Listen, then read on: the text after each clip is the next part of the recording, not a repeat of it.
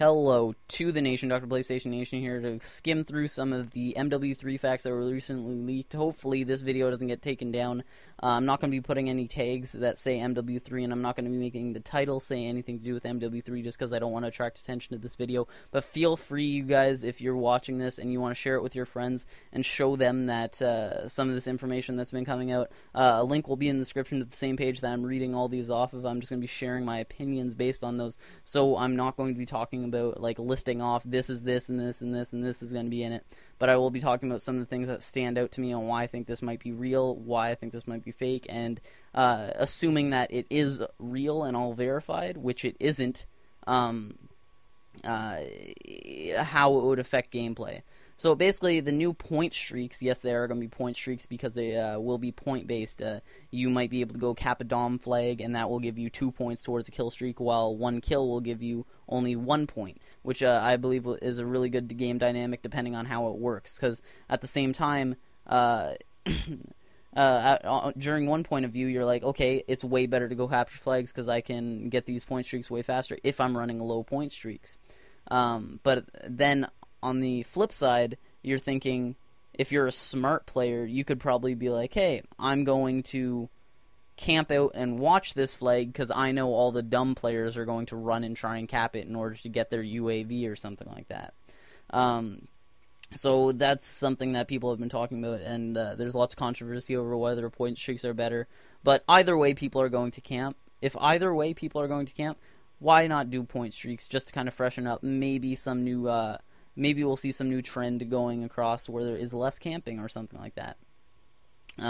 Anyway, let's get into the new information. Basically, what's been said is that there's going to be 3 separate tiers of kill streaks: an assault point streaks, an assault point streak, support point streak, and specialist point streak. Basically, assault, the rushers type of point streaks, or at least that's what Infinity Ward probably intended for these. The support kill streaks are basically all your helping out your teammate kill streaks, which I believe that's what they intended, but it probably is going to be used for other stuff, and there's probably going to be overpowered setups that you can use. And the specialist kill streak, which I guarantee, or specialist point streaks, basically it doesn't give you any benefits as well as far as air support or anything goes. Basically what it does is, as your points rack up, you get more perks. And now I'm going to talk about what I think about these. The assault kill streaks, they intended them to be just for rushers and kind of give more person power, less air support power. And I believe their intentions were good, but what they ended up doing is just opening a whole bunch of little loopholes for people to camp. Because with kill streaks such as there's care package on there, predator missile, and precision airstrike, or care package, predator missile, and attack helicopter, or care package, predator missile, and AC-130, or care package, attack helicopter, AC-130. There's lots of these combinations that could make it. Oh, the guy was lagging. There's lots of these combinations that could basically make it so that you don't you need to move. For something like the Juggernaut suit, yeah, you're going to probably use that if you rush, but you're not going to use it if you're going to camp into a corner. If you're going to use there's one called a little big guard, which is a big helicopter that flies over you and protects you. You're not going to use that if you camp in a corner. This other one, a little bird flock, a mini helicopter with patrol, which patrols the map. You might want to use that, but probably not, because you're going to be hiding in a corner. You're seeing where I'm going with this. And then finally, this Osprey chopper gunner that is probably going to be for more campers, because you can just sit in a corner and control it. You don't need to go anywhere for it. So some of the, we're probably going to see those dynamics when the game starts, but hopefully not. And yes, I did pick up the 7 but hopefully you guys don't hate me for it.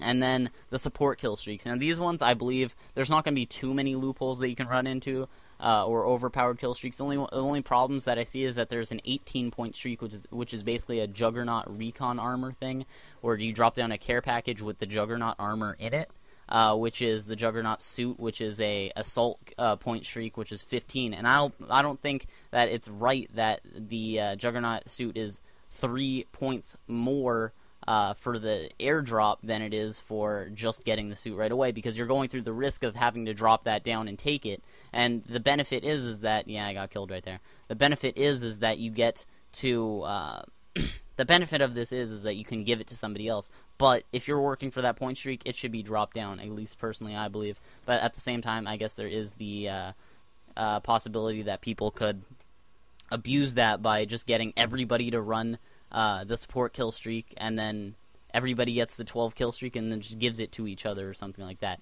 Or one person runs it, runs support, the other person runs assault, and in essence they could have four kill streaks because the other person would be getting them their Juggernaut suit. And then finally you have your specialist kill streak, which I think the most overpoweredness will be with this, because if a domination flag, for instance, is 2 points, right off the bat you go cap C or A where you spawn, and then you could have another first tier perk. So I'm going to use Black Ops as a reference. I know because the perk list is here, I'm going to use that. And you guys can go to the link to see. But basically, and this round's almost over, guys. Basically, what I could see as a huge loophole in this, or overpoweredness loophole, if you will, is if you get 2 points off the bat, you have Sleight of Hand and Scavenger, or you can have Sleight of Hand and I don't know, Blind Eye. Right there, you have Ghost and Sleight of Hand, which is really good. Or you can have Sleight of Hand and Extreme Conditioning. I don't know. And then after getting 4 points, you can have Overkill and Quick Draw.